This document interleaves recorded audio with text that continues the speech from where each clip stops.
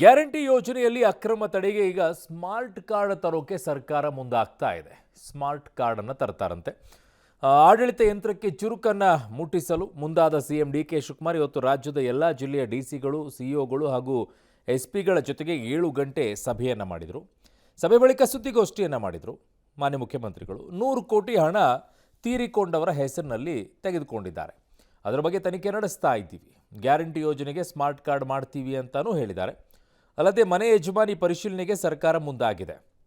ಇನ್ನು ಸರ್ಕಾರಿ ಕಚೇರಿಗಳಲ್ಲಿ ಲಂಚ ಕೇಳಿದರೆ ದೂರು ನೀಡಲು ನಂಬರ್ ಡಿಸ್ಪ್ಲೇ ಮಾಡಬೇಕು ಅಂತ ಸೂಚನೆ ಕೊಟ್ಟಿದ್ದಾರೆ. ಅಧಿಕಾರಿಗಳಿಗೆ ಯಾವುದೇ ಸಚಿವರು ಅಥವಾ ಶಾಸಕರು ಒತ್ತಡ ಹಾಕುವಂಗಿಲ್ಲ. ಒತ್ತಡ ಮಾಡಿದರೆ ನನ್ನ ಗಮನಕ್ಕೆ ತೊಗೊಂಡು ಬನ್ನಿ ಅಂತ SP ಮತ್ತು DC ಹೇಳಿದ್ದಾರೆ. ಜೊತೆಗೆ ಎಲ್ಲ ಜಿಲ್ಲೆಗಳಿಗೂ ಸಮಸ್ಯೆ ಆಲಿಸೋಕೆ ನಾನೇ ಖುದ್ದಾಗಿ ಬರ್ತೀನಿ ಅಂತಲೂ ಕೂಡ ಹೇಳಿದ್ದಾರೆ. ಎಲ್ಲ ಸರ್ಕಾರಿ ಅಧಿಕಾರಿಗಳು 10 ಗಂಟೆ ಕಚೇರಿಗೆ ಹಾಜರಾಗಬೇಕು ಅಂತ ಮತ್ತೊಮ್ಮೆ ಆದೇಶಿಸಿದ್ದಾರೆ. ಪಬ್ಲಿಕ್ ಟಿವಿ ಬಗ್ಗೆ ರಿಯಾಲಿಟಿ ಚೆಕ್ ಮಾಡಿ ಹೇಳಿತ್ತು. ಅದರ ಬೆನ್ನಲ್ಲೇ ಈಗ ಮತ್ತೊಮ್ಮೆ ಪುನರುಚ್ಚರಿಸಿದ್ದಾರೆ ಮಾನ್ಯ ಮುಖ್ಯಮಂತ್ರಿಗಳು. ಕೂಡ ಗುರುತಿನ ಚೀಟಿಯನ್ನು ನಾವು ಕೊಡಬೇಕಾಗ್ತದೆ. ಈಗ ನಾವು ಸುಮ್ಮನೆ ಒಂದು ಸಣ್ಣ ಚೀಟಿನ ನಾವು ಕೊಡ್ತಾ ಇದೀವಿ. ಮನೆ ಯಜಮಾನಿನ ಬೇರೆ ಯಜಮಾನಿನ ಅಂತ ತಿಳ್ಕೊಳ್ಳೋಕ್ಕಿಲ್ವಾ? ತಾಯಿನೂ ತಗೊಳ್ಳೋದು, ಮಗಳು ತಗೊಳ್ಳೋದು, ಸೊಸೆನೂ ತಗೊಳ್ಳೋದು, ಆ ರೀತಿ ನಡೀತಾ ಇದೆ. ಅವೆಲ್ಲ ನಾವು ಗಮನಿಸ್ತೀವಿ. ಎಲ್ಲ ಅಧಿಕಾರಿಗಳು 10 ಗಂಟೆಗೆ ಕಚೇರಿಗೆ ಹಾಜರಾಗಬೇಕು. ಅವರು ಹಾಜರಾದ ತಕ್ಷಣ, ಅವ್ರ ರಿಪೋರ್ಟ್ ಆದ ತಕ್ಷಣ ಇಲ್ಲಿ ನಮ್ಮ ಚೀಫ್ ಸೆಕ್ರೆಟರಿ, ಅಲ್ಲಿ ನಮ್ಮ ಅಡ್ಮಿನಿಸ್ಟ್ರೇಷನ್ ನೋಡುವಂಥ ಸೆಕ್ರೆಟರಿ ಯಾರಿರ್ತಾರೆ ಅವ್ರಿಗೆ ಮೆಸೇಜು ಬರಬೇಕು. ಅದನ್ನು ಅವರೆಲ್ಲರೂ ಕೂಡ ಮಾರ್ಗದರ್ಶನವನ್ನು ಕೊಟ್ಟಿದ್ದೇನೆ. ಯಾರೇ ಆಗಲಿ ಲಂಚ ಕೇಳಿದ್ರೆ ಅವ್ರಿಗೆ ಫೋನ್ ಮಾಡಬೇಕು. ನಮ್ಮ ಶಾಸಕರು ಕೂಡ ಯಾವ್ದಾದ್ರು ಒತ್ತಡ ತಂದ್ರು ಕೂಡ ನನ್ನ ಗಮನಕ್ಕೆ ತನ್ನಿ ಅಂತ ಹೇಳಿದ್ದೇನೆ. All my SPs and DC should be directly connected to me. ಈ ವಿಚಾರದಲ್ಲಿ ಸರ್ಕಾರ ಸ್ಮಾರ್ಟ್ ಕಾರ್ಡ್ ತರೋಕೆ ಮುಂದಾಗ್ತಾ ಇದೆ. ಒಳ್ಳೆಯದೇ ಐಡಿಯಾ. ಬಟ್ 3 ವರ್ಷ ಹೋಗಿದೆ. ಈಗ ಇನ್ನು ಉಳಿದಿರುವಂಥದ್ದು 2 ವರ್ಷ. ಈ 3 ವರ್ಷದಲ್ಲಿ ನೀವು ಆರಂಭದಲ್ಲೇ ಹೇಳಿದ್ವಿ ಇದಕ್ಕೇನಾದರೂ ಒಂದು ಬೇರೆ ವ್ಯವಸ್ಥೆ ಆಗಬೇಕು ಅಂತ ಯಾರೂ ತಲೆಯಲ್ಲಿ ಹಾಕ್ಕೊಳ್ಳಿಲ್ಲ. ಈಗ ಸ್ಮಾರ್ಟ್ ಕಾರ್ಡ್ ತರ್ತಾ ಇದ್ದೀರ. ಕಾರಣ ಒಂದು ಕಡೆಗೆ ದುಡ್ಡಿಲ್ಲ, ದುಡ್ಡನ್ನು ಮ್ಯಾನೇಜ್ ಮಾಡಬೇಕಾಗಿದೆ. ಅದಕ್ಕೆ ಯಾವ್ಯಾವುದೋ ಒಂದಿಷ್ಟು ಮಾರ್ಗೋಪಾಯಗಳನ್ನು ಹುಡುಕ್ತಾ ಇದ್ದೀರಾ. ಹಿಂಗಾದರೂ ಮಾಡಿ ಕಟ್ ಆಫ್ ಮಾಡಿದರೆ 1,000ನೋ 2,000ನೋ ಕೋಟಿಯನ್ನು ಉಳಿಸಬಹುದು ಅನ್ನುವಂಥ ಲೆಕ್ಕಾಚಾರ. ಅದಿನ್ಯಾವುದಕ್ಕೂ ಬಳಕೆ ಆಗುತ್ತೆ ಅನ್ನೋ ಕಾರಣಕ್ಕೆ ಅನೇಕ ರೀತಿಯಾಗಿ ತರೋ ಪ್ರಯತ್ನವನ್ನು ಮಾಡ್ತಾ ಇದ್ದೀರಾ. ಮಾಡಿ. ಬಟ್ ಸ್ಮಾರ್ಟ್ ಕಾರ್ಡ್ ಎಲ್ಲ ಗ್ಯಾರಂಟಿಗಳಿಗೆ ತರ್ತೀವಿ ಅಂದರೆ ಹೆಂಗಾಗುತ್ತೆ? ಶಕ್ತಿ ಯೋಜನೆಯಲ್ಲಿ ಹೆಂಗಾಗುತ್ತೆ? ಹೆಂಗಾಗುತ್ತೆ? ಒಂದು ಗೃಹ ಜ್ಯೋತಿಯಲ್ಲಿ ಆಗೋದಿಲ್ಲ, ನಿಮಗೆ ಬಸ್ಸಲ್ಲಿ ಆಗುತ್ತೆ ಶಕ್ತಿ ಯೋಜನೆಯಲ್ಲಿ. ಜೊತೆಗೆ ಗೃಹಲಕ್ಷ್ಮಿಯಲ್ಲಿ ಈ ವಿಚಾರದಲ್ಲಿ ಸ್ಮಾರ್ಟ್ ಕಾರ್ಡನ್ನು ತರಬಹುದು. ನೀವು ಗೃಹಲಕ್ಷ್ಮಿ ವಿಚಾರದಲ್ಲಿ ಕಾರ್ಡ್ ತರಬಹುದು. ಹೇಗೆ, ಯಾವ ರೀತಿಯಾಗಿ, ಅದಕ್ಕೆ ಏನೆಲ್ಲ ಮಾರ್ಗಸೂಚಿಗಳು ಇನ್ನೂ ಕ್ಲಿಯರ್ ಕಟ್ಟಾಗಿ ಹೇಳಿಲ್ಲ ಆ ವಿಚಾರದಲ್ಲಿ. ಒಟ್ಟಿನಲ್ಲಿ ಸ್ಮಾರ್ಟ್ ಕಾರ್ಡ್ ತರ್ತಾರಂತೆ. ಆಮೇಲೆ ಈಗ ಹೇಳ್ತಾ ಇದ್ದಾರೆ ಇನ್ನೂ ಕೂಡ ದುಡ್ಡು ಬಂದಿಲ್ಲ, ಹೋಲ್ಡ್ ಮಾಡಿ ಇಟ್ಕೊಂಡಿದ್ದಾರೆ. 1 ತಿಂಗಳು ನಮಗೆ ಸಿಕ್ಕೇ ಇಲ್ಲ. ಇನ್ನು ಮಾರ್ಚ್ವರೆಗೂ ಬಂದಿದೆ, ಏಪ್ರಿಲ್ ಮೇದ್ ಇನ್ನೂ ಇಲ್ಲ, ಜೂನದಂತೂ ಈಗಿಲ್ಲ. ಅದನ್ನೇ ಯಾಕೆ ಹೋಲ್ಡ್ ಮಾಡಿಟ್ಟಿದೆ ಅಂತ ಅವ್ರು ಕೇಳ್ತಾ ಇದ್ದಾರೆ. ಒಂದೇನೋ ಮಾಡಬೇಕು ಅಂತ ನೀವು ಹೊರಡ್ತಾ ಇದ್ದೀರಾ, ಕರೆಕ್ಟು. ಬಟ್ ಸ್ಮಾರ್ಟ್ ಕಾರ್ಡ್ ಹೇಗೆ ವರ್ಕ್ ಆಗುತ್ತೆ, ಯಾವ ರೀತಿ ವರ್ಕ್ ಆಗುತ್ತೆ, ಇನ್ನೂ ಕೂಡ ಅದರ ಐಡಿಯಾ ಸಿಗ್ತಾ ಇಲ್ಲ. ಯಾಕಂದರೆ ಸಣ್ಣ ಪ್ರಮಾಣದಲ್ಲಿ ಈಗ ಸ್ಕೂಲ್ ಬಸ್ಸಿಗೆ ಹೋಗ್ತಾ ಇರುವಂಥ ವಿದ್ಯಾರ್ಥಿಗಳಿಗೆ ಕೊಡೋ ಸ್ಮಾರ್ಟ್ ಕಾರ್ಡ್ಗಳು ಬೇರೆ, ಅದೊಂದು ಸ್ಮಾಲ್ ಇರುತ್ತೆ. ಇದು ಹಂಗಿಲ್ಲ, ಇದು ಕೋಟಿ ಲೆಕ್ಕದಲ್ಲಿರೋದು. ಇದು ಯಾವ ರೀತಿ ಸ್ಮಾರ್ಟ್ ಕಾರ್ಡನ್ನು ಕೊಡ್ತೀರಾ? ಅದಕ್ಕೆ ಕ್ಯೂ ಹೇಗೆ ನಿಲ್ತಾರೆ? ಆ ಕಾರ್ಡನ್ನು ಪಡ್ಕೊಳ್ಬೇಕು ಅಂದ್ರೆ ಅದೇನು ಸರ್ವರ್ ಸಮಸ್ಯೆ ಆಗುತ್ತೋ, ಆ ಸರ್ವರನ್ನು ಪಡ್ಕೊಳ್ಳೋಕೆ ಇನ್ನೇನೇನಾಗುತ್ತೋ, ಅದನ್ನು ಕಲ್ಪನೆ ಮಾಡ್ಕೊಂಡ್ರೆ ಕಷ್ಟ ಆಗುತ್ತೆ. ಕಾರಣ ಆಧಾರ್ ಅಪ್ಡೇಟ್ ಮಾಡೋಕ್ಕೆ ಹೋದವರನ್ನೇ ಕ್ಯೂ ಹಚ್ಕೊಂಡು ನಿಂತಿರೋದನ್ನು ನೋಡಿದ್ವಿ. ಇನ್ನು ಸ್ಮಾರ್ಟ್ ಕಾರ್ಡ್ ಕೊಡಬೇಕು, ಹೊಸದಾಗಿ ತೊಗೊಳ್ಬೇಕು ಅಂತಂದರೆ ಅದರಲ್ಲಿ ಈಗ BPL ಕಾರ್ಡಲ್ಲೇ ಗೋಲ್ಮಾಲ್ ಮಾಡಿದ್ದಾರೆ ಅಂದಮೇಲೆ ಸ್ಮಾರ್ಟ್ ಕಾರ್ಡಲ್ಲಿ ಮಾಡೋದಿಲ್ವಾ? ಅದಕ್ಕೆ ಏನು ಸ್ಟ್ರಿಕ್ಟ್ ಆಗಿರುವಂಥ ರೂಲ್ಸನ್ನು ತರ್ತೀರಾ? ಯಾವ ಆಧಾರದ ಮೇಲೆ ಸ್ಮಾರ್ಟ್ ಕಾರ್ಡನ್ನು ಕೊಡ್ತೀನಿ ಅಂತ ಹೇಳ್ತಾ ಇದ್ದೀರಾ? ಅಟ್ಲೀಸ್ಟ್ ನಿಮಗೆ BPL ಕಾರ್ಡಲ್ಲಿ ಅದರೊಳಗೆ ಯಾರಿದ್ದಾರೆ ಹೆಣ್ಮಗಳು ಅನ್ನೋಂಥದ್ದು ಕನ್ಸಿಡರ್ ಮಾಡ್ಬೋದು. ಒಂದು ಬದಲಾಗಿ ಈಗ ಅತ್ತೆ ಒಂದು ಗಂಡ ಹೆಂಡತಿ ಒಂದು ಮನೆಯಲ್ಲಿ ಇದ್ಬಿಟ್ಟು ನಾನು ಸಪ್ರೇಟ್ ಆಗಿದ್ದೀನಿ, ನನಗೆ ಸಪ್ರೇಟಾಗಿ BPL ಕಾರ್ಡು ಅಂದಾಗ ಅದರಲ್ಲಿ ಯಾರು ಮನೆ ಹಿರಿಯ ಲೇಡಿ ಬರ್ತಾಳೆ ಅವಳ ಕಾರ್ಡನ್ನು ನೀವು ಕೊಡ್ತೀರಾ ಗೃಹಲಕ್ಷ್ಮಿಯಲ್ಲಿ. ಹಾಗೆ ಅಪ್ಪ ಅಮ್ಮ ಸಪ್ರೇಟ್ ಆಗಿದ್ದಾರೆ ಅಂತಲೂ ತೋರಿಸ್ಕೊಳ್ತಾರೆ, ಅತ್ತೆ ಮಾವ ಸಪ್ರೇಟ್ ಆಗಿದ್ದಾರೆ ಅಂತಲೂ ತೋರಿಸ್ಕೊಳ್ತಾರೆ. ಸಪ್ರೇಟಾಗಿದ್ದೀವಿ ಅಂತ ತೋರಿಸ್ಕೊಂಡೇ ಡಬಲ್ BPL ಕಾರ್ಡ್ಗಳು ಬರುತ್ತೆ. ಒಂದೇ ಕುಟುಂಬದಲ್ಲಿ ಇರ್ತಾರೆ, ನಾವು ಸಪ್ರೇಟ್ ಆಗಿದ್ದೀವಿ ಅಂತಲೇ ತೋರಿಸ್ಕೊಂಡೇ ಕಾರ್ಡ್ ಮಾಡಿಸ್ಕೊಳ್ತಾರೆ. ಅದರ ಆಧಾರದ ಮೇಲೆ ಒಡತಿ ಅಂತ ಬರ್ತಾರೆ. ಸೊ ಹಾಗಾಗಿ ಈಗ ಅದನ್ನು ಹೇಗೆ ನಿಭಾಯಿಸ್ತೀರಾ ಅಂತ ಗೊತ್ತಿಲ್ಲ. ಸ್ಮಾರ್ಟ್ ಕಾರ್ಡ್ ಯಾವ ರೀತಿಯಲ್ಲಿ ಕೊಡ್ತೀರಾ ಮಾಡಿ, ಏನೋ ಮಾಡ್ತಾ ಇದ್ದೀರಾ. ಬಟ್ ಮತ್ತೆ ಗೋಜಲ್ ಮಾಡ್ಕೊಳ್ಳೋದು ಬೇಡ ಅಂತ ಅಷ್ಟೇ. Imagine, innovate, integrate. GSSS Institute of Engineering and Technology for Women, Mysuru. Serving the nation with empowered women. ಇನ್ನು ಬಿಡದಿ ಟೌನ್ಶಿಪ್ ಭೂಸ್ವಾಧೀನ ವಿಚಾರದಲ್ಲಿ ರಾಜಕೀಯ ಪಕ್ಷಗಳ ಮೆಗಾ ಫೈಟ್ ಶುರುವಾಗಿದೆ. ಮೊದಲ ಹಂತದ ಭೂಸ್ವಾಧೀನಕ್ಕೆ ಅಧಿಸೂಚನೆ ಹೊರಡಿಸ್ತಾ ಇದ್ದಂತೆ ಹೋರಾಟದ ಅಖಾಡಕ್ಕೆ ರೈತ ಸಂಘ, ಜೆಡಿಎಸ್ ಹಾಗೂ ಬಿಜೆಪಿ ಪಕ್ಷಗಳು ಧುಮುಕಿವೆ. ಬಿಡದಿ ಹೋಬಳಿಯ ಕೆಂಪಯ್ಯನಪಾಳ್ಯದ 598 ಖಾತೆದಾರರ ಪೈಕಿ 180 ಮಂದಿಗೆ ನೋಟಿಸ್ ತಲುಪಿದೆ. ಆದರೆ ಯೋಜನೆಗೆ ವಿರೋಧಿಸುತ್ತಿರುವ ರೈತರು ನೋಟಿಸ್ ಸ್ವೀಕರಿಸದೆ ಪ್ರತಿರೋಧವನ್ನು ವ್ಯಕ್ತಪಡಿಸಿದ್ದಾರೆ. ಜೂನ್ 22ರಂದು ಕರ್ನಾಟಕ ರಾಜ್ಯ ರೈತ ಸಂಘ ಭೈರಮಂಗಲ ಚಲೋ ಪ್ರತಿಭಟನೆಯನ್ನು ಮಾಡ್ತಾ ಇದೆ. ಪ್ರತಿಭಟನೆಗೆ ಒಂದು ಸುಮಾರು 7 ಜಿಲ್ಲೆಗಳ ರೈತರು ಭಾಗವಹಿಸುವ ನಿರೀಕ್ಷೆ ಇದೆಯಂತೆ. ಅಧಿಕಾರಿಗಳಿಗೆ ಗ್ರಾಮ ಪ್ರವೇಶಿಸದಂತೆ ನಾಕಾಬಂದಿ ವಿಧಿಸೋಕ್ಕೂ ಕೂಡ ನಿರ್ಧಾರ ಮಾಡಿದರಂತೆ. ಹಾಗಾಗಿ ಬೆಂಗಳೂರು ಮೈಸೂರು ಹೆದ್ದಾರಿ ಸ್ತಬ್ಧವಾಗೋ ಸಾಧ್ಯತೆ ಇದೆ. ಹಾಗೆ ಆಗುತ್ತೆ ಅಲ್ಲಿ ಆ ರೀತಿಯಾಗಿ ಸೇರ್ಕೊಂಡ್ಬಿಟ್ರೆ. ಪಬ್ಲಿಕ್ ಟಿವಿ ಜೊತೆಗೆ ಕೇಂದ್ರ ಸಚಿವ ಕುಮಾರಸ್ವಾಮಿ ಅವರು ಮಾತಾಡಿದ್ದಾರೆ. ನಾನು ಟೌನ್ಶಿಪ್ ಮಾಡೋಕ್ಕೆ ಹೊರಟಿದ್ದು ನಿಜ, ಆದರೆ ರೈತರ ವಿರೋಧದಿಂದ ನಿಲ್ಲಿಸ್ಬಿಟ್ಟೆ ನಾನು. ಈಗ ಏಕಾಏಕಿ ಡಿನೋಟಿಫಿಕೇಶನ್ ಹೊರಡಿಸ್ಬಿಟ್ಟಿದ್ದಾರೆ. ಮೊದಲು ಹೇಳಿದ್ದು 2,000 ಎಕರೆ ಸರ್ಕಾರಿ ಭೂಮಿ, ಈಗ 700 ಎಕರೆ ಸರ್ಕಾರಿ ಭೂಮಿ ಅಂತ ಲೆಕ್ಕ ತೋರಿಸ್ತಾ ಇದ್ದಾರೆ. ಹಾಗಿದ್ದಾಗ ಇನ್ನುಳಿದಂತಹ 1,300 ಎಕರೆ ಸರ್ಕಾರಿ ಭೂಮಿ ಎಲ್ಲೋಯ್ತು, ಯಾರ್ಯಾರ ಹೆಸರಿಗೆ ಏನೇನು ಮಾಡ್ಕೊಂಡಿದ್ದೀರಿ ಅಂತ ಕೇಳಿದ್ದಾರೆ. CM DK ಶಿವಕುಮಾರ್ ಕೂಡ ಇದಕ್ಕೆ ತಿರುಗೇಟು ಕೊಟ್ಟಿದ್ದಾರೆ. ಬಿಡದಿ ಟೌನ್ಶಿಪ್ ವಿಚಾರದಲ್ಲಿ JDS ಹೋರಾಟ ಮಾಡಲಿ, ಕುಮಾರಸ್ವಾಮಿ ಹಾಕಿಕೊಟ್ಟ ಮಾರ್ಗದಲ್ಲೇ ಟೌನ್ಶಿಪ್ ಮಾಡ್ತಾ ಇದ್ದೀವಿ, ಪ್ರಧಾನಿ ಅವರೇ ಇದಕ್ಕೆ ಶ್ಲಾಘಿಸಿದ್ದಾರೆ ಅಂತ ಅವರು ಹೇಳಿದ್ದಾರೆ. ಮಾಜಿ ಸಂಸದ DK ಸುರೇಶ್ ಕೂಡ ಬಿಡದಿ ಟೌನ್ಶಿಪ್ ಕುಮಾರಸ್ವಾಮಿಯವರದ್ದೇ ಯೋಜನೆ, ಸರ್ಕಾರ ರೈತರನ್ನು ಒಕ್ಕಲೆಬ್ಬಿಸ್ತಾ ಇಲ್ಲ, ಪರಿಹಾರವೂ ಕಡಿಮೆ ಕೊಡ್ತಾ ಇಲ್ಲ, ಕುಮಾರಸ್ವಾಮಿಯವರು ಬೇಕಂತಲೇ ಆರೋಪಿಸ್ತಾ ಇದ್ದಾರೆ ಅಂತ ಕಿಡಿಕಾರಿದ್ದಾರೆ. ಇವತ್ತು ಸರ್ಕಾರನ ರೈತರಿಂದ ಬಲವಂತವಾಗಿ ಕಿತ್ಕೊಂಡು ಅದನ್ನು ರಿಯಲ್ ಎಸ್ಟೇಟ್ ಮಾಡೋಕ್ಕೆ ಹೊರಟಿರುವಂಥದ್ದನ್ನು ಇವತ್ತು ಖಂಡಿಸ್ತಾ ಇದ್ದೇವೆ. ಕನಕಪುರ ಭಾಗದಲ್ಲಿ ಹೇಳ್ತಾರೆ, ಒಬ್ಬ ರೈತನು ಕೂಡ 1 ಇಂಚು ಭೂಮಿಯನ್ನು ಮಾರಬೇಡಿ ಅಂತಂತ ಹೇಳ್ತಾರೆ. ವ್ಯವಸಾಯ ಮಾಡೋದನ್ನು ಯಾರೂ ಕೂಡ ನಿಲ್ಲಿಸಬೇಡಿ ಅಂತ ಹೇಳ್ತಾರೆ. ಅದೇ ಬೈರಮಂಗಲ ಬಿಡದಿ ಭಾಗದಲ್ಲಿ ಹೋಗಿ ಬಲವಂತದಿಂದ ಭೂಮಿಯನ್ನು ಕಿತ್ಕೊಳ್ತಾರೆ. ಈ ಇಬ್ಬಗೆಯ ನೀತಿ ಮುಖ್ಯಮಂತ್ರಿಗಳಿಗೆ ಯಾಕೆ? ನಾವೇನು 22ನೇ ತಾರೀಕು ಮಾಡಲಿಕ್ಕೆ ಹೊರಟಿದ್ದೇವೆ. ನಾವು ಸುಮಾರು 2,000 ರಿಂದ 3,000 ಜನ ರೈತರನ್ನು ವಿವಿಧ ಬೇರೆ ಬೇರೆ ಜಿಲ್ಲೆಯಿಂದ ಬೈರಮಂಗಲ ಬಿಡದಿ ಭಾಗದ ಜನರಿಗೆ ಶಕ್ತಿಯನ್ನು ಕೊಡಬೇಕು ಅಂತಂತೇಳಿ ಈ ಸರ್ಕಾರಗಳ ಅವೈಜ್ಞಾನಿಕ ಧೋರಣೆಯನ್ನು ಖಂಡಿಸಿ ನಾವು ಪ್ರತಿಭಟನೆ ಮಾಡಲಿಕ್ಕೆ ಸಿದ್ಧತೆಯನ್ನು ಕೂಡ ಇವತ್ತೆಲ್ಲ ಮಾಡ್ತಿದ್ದೇವೆ. ಸರ್, ನಮಗೆ ಪ್ರಾಜೆಕ್ಟು ತುಂಬ ಇಷ್ಟ ಆಗಿದೆ, ಒಳ್ಳೆ ಪ್ರಾಜೆಕ್ಟು, ಆದ್ದರಿಂದ ನಾವು ಒಪ್ಕೊಂಡಿದ್ವಿ. ನನಗೆ 2 ಎಕರೆ ಚಿಲ್ಲರೆ ಜಮೀನಿದೆ. ನಾವು ಇಲ್ಲಿ ಬಿಡದಿ ಇಂಡಸ್ಟ್ರಿ ಇದೆ, ಇಲ್ಲಿ ಆರೋಳಿ ಇಂಡಸ್ಟ್ರಿ ಇದೆ. 2 ಇಂಡಸ್ಟ್ರಿ ಆಳುಗಳು ಸಿಗ್ತಾರೆ ನಮಗೆ, ಯಾಕೆಂದರೆ ಎಲ್ಲ ಫ್ಯಾಕ್ಟ್ರಿಗಳಿಗೆ ಹೋಗ್ತಾರೆ. ಇಲ್ಲಿ ಒಂದು ಕುಟುಂಬ, ಒಂದು ಗಂಡ ಹೆಂಡರು ಒಂದು 50 ಮಟ್ಟ ಮೇಯ್ಸೋಕ್ಕಾಗಲ್ಲ.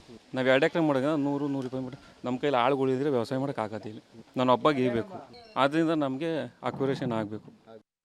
I wish them good luck. ಏನು ಕುಮಾರಸ್ವಾಮಿ ಮಾರ್ಗದರ್ಶನ ಕೊಟ್ಟರು, ಆ ಮಾರ್ಗದರ್ಶನದಲ್ಲೇ ಟೌನ್ಶಿಪ್ ಆಗ್ತಾ ಇರೋದು. ನೆನ್ನೆ ಪ್ರೈಮ್ ಮಿನಿಸ್ಟ್ರು ಭೇಟಿ ಮಾಡಿದ್ದೀನಿ. ಪ್ರೈಮ್ ಮಿನಿಸ್ಟ್ರು ಹೇಳಿದ್ರು, ನಾನು 7-8 ಟೌನ್ಶಿಪ್ ಮಾಡಿದ್ದೆ, DK ನೀನು ಒಳ್ಳೆ ಕೆಲಸ ಮಾಡ್ತಾ ಇದೆಯಾ, ಬೆಂಗಳೂರಿಗೆ ಜಾಸ್ತಿ ಒತ್ತಡನ ಕಡಿಮೆ ಮಾಡಬೇಕು ಅಂತ ನನಗೆ ಕಿವಿ ಮಾತಾಡಿದ್ದಾರೆ.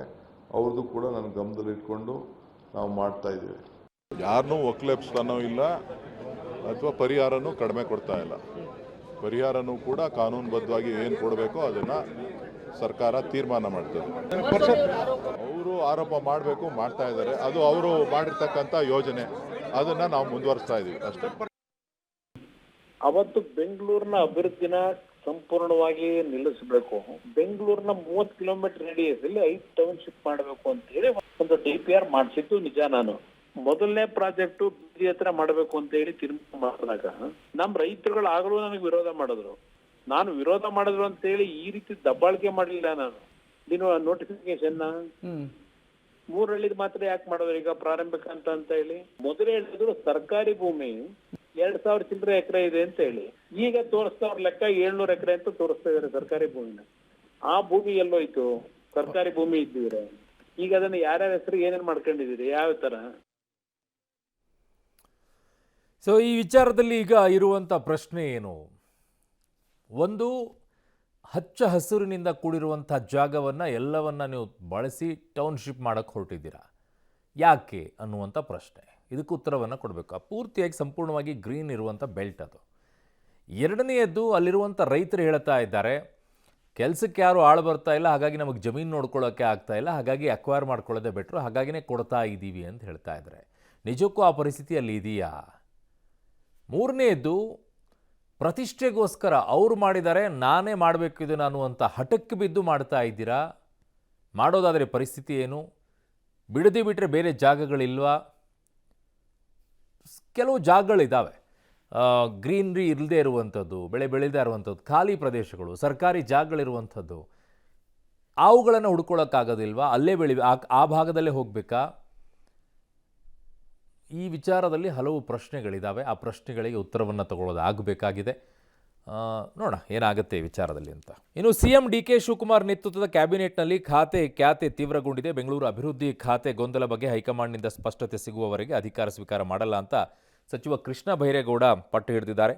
ಖಾತೆಯ ಜವಾಬ್ದಾರಿ ತೆಗೆದುಕೊಳ್ಳುವಾಗ ಕೆಲ ಸ್ಪಷ್ಟನೆ ಇರಬೇಕು. ಸಿಎಂ ಡಿ ಕೆ ಶಿವಕುಮಾರ್ಗೆ ಯಾವ ಸ್ಪಷ್ಟತೆ ಇರಬೇಕು ಅಂತ ಮನವರಿಕೆ ಮಾಡಿದ್ದೇನೆ. ಒಂದೆರಡು ದಿನಗಳಲ್ಲಿ ನಿರ್ಧಾರ ತೆಗೆದುಕೊಳ್ಳುವ ಭರವಸೆ ನೀಡಿದ್ದಾರೆ. ಸಿಎಂ ಸ್ಪಷ್ಟನೆ ನೀಡಿದ ನಂತರ ನಾನು ಅಧಿಕಾರದಲ್ಲಿ ಮುಂದುವರಿತೇನೆ ಅಂತ ಪಬ್ಲಿಕ್ ಟಿವಿಗೆ ಸಚಿವ ಕೃಷ್ಣ ಬೈರೇಗೌಡ ಹೇಳಿದ್ದಾರೆ. ನಾವೆಲ್ಲ ಜನಸೇವೆ ಮಾಡೋಕೆ ಬಂದವರು, ಆ ಖಾತೆ ಈ ಖಾತೆ ಅನ್ನೋ ಪ್ರಶ್ನೆಯೆಲ್ಲ ಇಲ್ಲ ಅಂತ ಸಚಿವ ಈಶ್ವರ್ ಖಂಡ್ರೆ ಹೇಳಿದ್ದಾರೆ. ಸಚಿವ ಸತೀಶ್ ಜಾರಕಿಹೊಳಿ ಎಸ್ಟಿ ಸಮುದಾಯಕ್ಕೆ ಮತ್ತೆರಡು ಸಚಿವ ಸ್ಥಾನ ಕೊಡಬೇಕು ಅಂತ ಆಗ್ರಹ.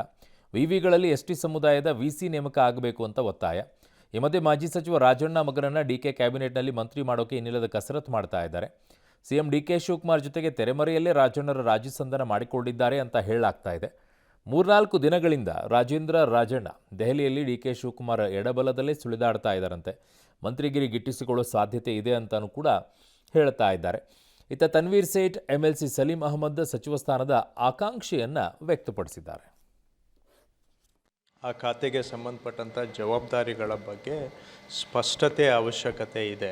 ಜವಾಬ್ದಾರಿ ತಗೊಳ್ಳುವಾಗ ನಾಳೆ ಅದಕ್ಕೆ ಫಲಿತಾಂಶನೂ ಅದೇ ರೀತಿ ನಾವು ಕೊಡಬೇಕು. ಜವಾಬ್ದಾರಿಗೆ ಉತ್ತರದಾಯಿತ್ವ ಇರಬೇಕು, ಅಂದರೆ ಅಕೌಂಟಬಿಲಿಟಿ ಇರಬೇಕು. ಒಂದು ಜವಾಬ್ದಾರಿ ತಗೊಂಡ್ಮೇಲೆ ಆ ಜವಾಬ್ದಾರಿಯನ್ನು ನಿರ್ವಹಣೆ ಮಾಡಬೇಕು ಮತ್ತು ನಿರೀಕ್ಷೆಗೆ ತಕ್ಕ ಹಾಗೆ ಅದಕ್ಕೆ ಫಲಿತಾಂಶ ರಿಸಲ್ಟ್ಸನ್ನು ನಾವು ಕೊಡಬೇಕಾದ್ರೆ ಆ ಜವಾಬ್ದಾರಿಯಲ್ಲಿ ಸ್ವಲ್ಪ ಸ್ಪಷ್ಟತೆ ಇರಬೇಕು. ನಾನು ಮಾನ್ಯ ಮುಖ್ಯಮಂತ್ರಿಗಳಲ್ಲಿ ಆ ಸ್ಪಷ್ಟತೆ ಅವಶ್ಯಕತೆಯನ್ನು ಅವರಿಗೆ ಮನವರಿಕೆ ಮಾಡಿಕೊಟ್ಟಿದ್ದೇನೆ.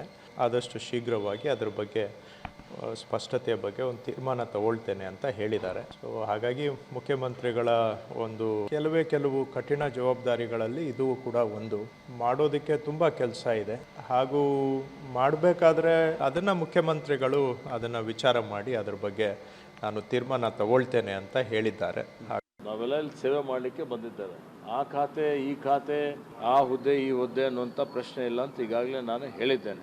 ಯಾವುದೇ ಎಲ್ಲ ಖಾತೆಗಳು ಮಹತ್ವದಾದಂಥ ಖಾತೆನೇ ಇದ್ದಾವೆ. ಹೀಗಾಗಿ ಅವೆಲ್ಲವನ್ನು ದಕ್ಷತೆಯಿಂದ ಪ್ರಾಮಾಣಿಕತೆಯಿಂದ ನಿಭಾಯಿಸಬೇಕು ಅನ್ನುವಂಥದ್ದು ನಮ್ಮೆಲ್ಲರ ಒಂದು ಕರ್ತವ್ಯ ಇದೆ. ಅದನ್ನೇ ಹೇಳ್ತೀವಿ, ಇದ್ದಂಗೆ ಹೆಂಗೆ ಎರಡು ಕೊಡಬೇಕಂತ ಅದು ಕೂಡ ಡಿಮಾಂಡ್ ಮಾಡ್ತೀವಿ. ಮತ್ತು ನಮ್ಮದು VC ಇಲ್ಲ, ವೈಸ್ ಚಾನ್ಸಲರು ST ಸಮುದಾಯದವರು ಯಾರೂ ಇಲ್ಲ, ಸುಮಾರು ಇದೆ, ಒಂದು 30-20 ಇರ್ಬೋದು. ಇನ್ನು ಬೇರೆ ಬೇರೆ ಸಮುದಾಯಕ್ಕೆ ಸಂಬಂಧಪಟ್ಟಂತೆ ಚರ್ಚೆ ಇದೆ ಮಾಡ್ತೀವಿ. ಕೋರ್ಟೇ ಮಾಡಬೇಕಲ್ಲ, ಈಗ ನಾವೇನು ಮಾಡಲಿಕ್ಕಾಗಲ್ಲ. ಅದಕ್ಕೆ ಕೋರ್ಟ್ನಲ್ಲಿ ಸೀನಿಯರ್ ಅಡ್ವೊಕೇಟ್ ಎಂಗೇಜ್ ಮಾಡಲಿಕ್ಕೆ ರಿಕ್ವೆಸ್ಟ್ ಮಾಡ್ತಾ ಇದ್ದೀವಿ. ರಾಜ್ಯದಲ್ಲಿ ಎಲ್ಲ ಸಂದರ್ಭದಲ್ಲೂ ಕನಿಷ್ಠ 3-4 ಸ್ಥಾನಗಳು ಮುಸ್ಲಿಂ ಸಮುದಾಯಕ್ಕೆ ನೀಡ್ತಾ ಬಂದಿರುವಂಥದ್ದು ಇದು ವಾಡಿಕೆ. 2023ರಿಂದ ಈವರೆಗೂ ಸಭಾಧ್ಯಕ್ಷರ ಸ್ಥಾನ ಕೊಟ್ಟಂತಹ ಕಾರಣದಿಂದ ಕೇವಲ 2 ಸಚಿವರನ್ನ ಕೊಟ್ಟಿದ್ರು. ನಾವು ಮನವಿ ಮಾಡ್ಕೊತಾ ಇರುವಂಥದ್ದು ನಮ್ಮ ಸ್ಥಾನಗಳಲ್ಲಿ ಇನ್ನೊಂದಷ್ಟು ಜಾಸ್ತಿ ಮಾಡಿಕೊಡಿ. ಯಾರಿಗೆ ಮಾಡ್ತಾರೋ ಅದು ವರಿಷ್ಠರಿಗೆ ಬಿಟ್ಟಂಥದ್ದು. ಆಕಾಂಕ್ಷಿಗಳು ಎಲ್ಲರೂ ಆಯ್ಕೆ ಆಗಿ ಬಂದಿರೋರು ಎಲ್ಲರೂ ಆಸೆ ಅನ್ನೋದು ಎಲ್ಲರಿಗೂ ಇದೆ. ವರಿಷ್ಠರು ಯಾವ ತೀರ್ಮಾನಕ್ಕೆ ಬರ್ತಾರೋ ಆ ತೀರ್ಮಾನಕ್ಕೆ ನಾವೆಲ್ಲರೂ ಬರ್ತಾರೆ. 2020ರಲ್ಲಿ ಕೂಡ ನಮಗೆ ಅವಕಾಶ ಸಿಗಬೇಕಾಯಿತು, ನಮಗೊಂದು ಅವಕಾಶ ಸಿಗಲಿಲ್ಲ. ಈ ಬಾರಿ ಸಿಗುವಂಥ ಅವಕಾಶ ಇದೆ ಅಂತ ವಿಶ್ವಾಸ ಇದೆ. 18ನೇ ತಾರೀಕು ವಿಧಾನ ಪರಿಷತ್ ಚುನಾವಣೆ ಇದೆ, 21ನೇ ತಾರೀಕು ಪದಗ್ರಹಣ ಕಾರ್ಯಕ್ರಮ ಇದೆ. ಅದರ ನಂತರ ಬಹುಶಃ ಸಾಮಾನ್ಯ ಮುಖ್ಯಮಂತ್ರಿಗಳು ಹಾಗೂ ಪಕ್ಷದ ವರಿಷ್ಠರು ಚರ್ಚೆ ಮಾಡ್ತಾರೆ ಯಾವಾಗ ಕ್ಯಾಬಿನೆಟ್ ಎಕ್ಸ್ಪೆನ್ಷನ್ ಆಗಬೇಕಂತ. ಇನ್ನು ಮಧ್ಯಪ್ರಾಚ್ಯದಲ್ಲಿ ಮತ್ತೆ ಸಂಘರ್ಷದ ಮಧ್ಯೆ ಇರಾನ್ ಹಾರ್ಮುಜ್ ಜಲಸಂಧಿಯ ಮೇಲಿನ ನಿಯಂತ್ರಣ ಬಿಟ್ಟುಕೊಡೋದಿಲ್ಲ ಅಂತ ಸ್ಪಷ್ಟಪಡಿಸಿದೆ. ಅಮೆರಿಕ ಜೊತೆಗಿನ ಶಾಂತಿ ಒಪ್ಪಂದದ ಕರಡು ಪ್ರತಿಯಲ್ಲೂ ಕೂಡ ಇದರ ಬಗ್ಗೆ ಪ್ರಸ್ತಾಪಿಸಿಲ್ಲ ಅಂತ ಇರಾನ್ ಹೇಳಿದೆ.